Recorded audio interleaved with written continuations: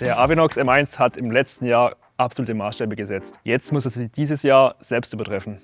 Im großen Motorenvergleich des 2025 tritt der letztjährige Testsieger gegen Bosch, Specialized und Co. an. Doch kann der Avinox M1 seinen Platz an der Spitze verteidigen? Wir haben den M1 im Labor getestet, auf dem Trail ebenso gefordert und für euch genau analysiert, warum er für viele aktuell immer noch die Benchmark bleibt. Der Avinox M1 steht für kompromisslose Integration und Performance. Mit 2,56 Kilogramm ist er der leichteste Full-Power-Motor im Vergleichstest.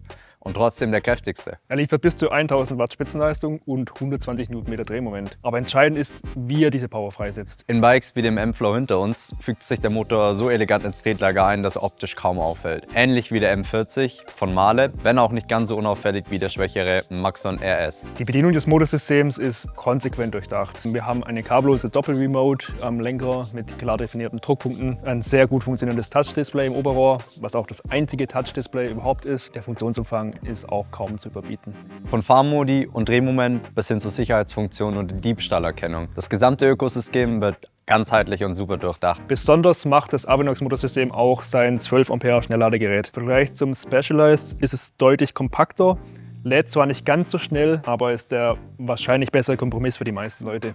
Mit 5,8 Wattstunden pro Minute haben wir hier den zweithöchsten Wert beim Ladetest. Der Fast Charger lädt die große 800 Wattstunden Batterie in rund 2 Stunden und 25 Minuten voll auf. Alternativ gibt es auch noch die kleinere 600 Wattstunden Batterie. Der Avinox M1 zeigt im Test eindrucksvoll, dass maximale Power nicht zwingend auf Kosten der Kontrolle gehen muss. Mit bis zu 800% Unterstützungsfaktor liefert er das höchste Verhältnis im gesamten Testfeld und trotzdem fährt er sich erstaunlich natürlich. Schon bei niedriger Kadenz setzt nämlich beim Avinox die Unterstützung früh ein, aber auch geschmeidig, ohne dass der Fahrer dabei überrumpelt wird. Er liefert konstant Power, reagiert schnell auf Pedalimpulse und passt seine Unterstützung immer passend an.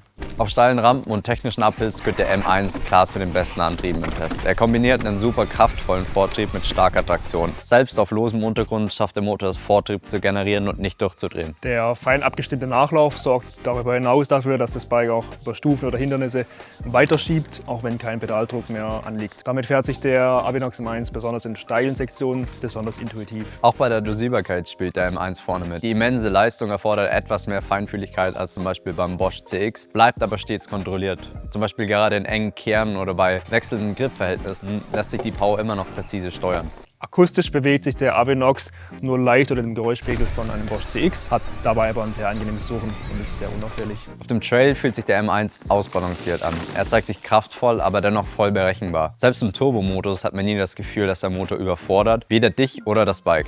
Im Dauertest mit 250 Watt Fahrerleistung zeigt der Avinox M1 ein sehr konstantes Leistungsbild. Über rund 15 Minuten hält der Motor etwa 850 Watt mechanische Ausgangsleistung. Erst danach setzt eine thermische bedingte Drosselung ein. Die Drosselung erfolgt wie bei Bosch in Stufen. Nach 30 Minuten Volllast liefert der Motor noch rund 450 Watt. Das Verhältnis zwischen Fahrer- und Motorleistung verdeutlicht, wie breit das nutzbare Leistungsfenster beim Avinox M1 ist. Schon bei 50 Watt Eigenleistung unterstützt er euch mit ungefähr 420 Watt Motorleistung. Das entspricht einem Unterstützungsfaktor von über 800%, also sogar mehr als der Hersteller verspricht. Ab etwa 100 Watt und bei einer von uns im Labor getesteten Kadenz von 75 Umdrehungen pro Minute erreicht der Motor sein Plateau dann bei rund 770 bis 800 Watt. In der Bergauffahrt mit 15% Steigung erzielt der M1 die höchste gemessene Geschwindigkeit im ganzen Testfeld. Der Avinox M1 bleibt der absolute Maßstab unter den Full-Power-Motoren. Nicht, weil er der stärkste ist, sondern weil er seine Kraft am intelligentesten einsetzt. Für ambitionierte Trailfahrer, die Leistung und Kontrolle gleichermaßen wollen, ist der Avinox M1 aktuell die Benchmark im Full-Power-Segment. Smarte Features, die Schnellladefunktion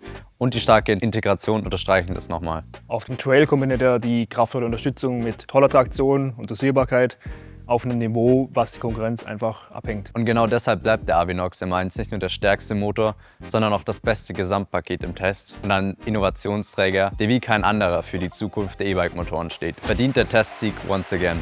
Wie ist eure Meinung zum Avinox M1 Motorsystem? Schreibt es uns gerne in die Kommentare und schaut auch gerne auf unserer Website vorbei. Dort findet ihr dann in den Vergleichstests mit 11 Motorensystemen und könnt im Detail alles nachlesen.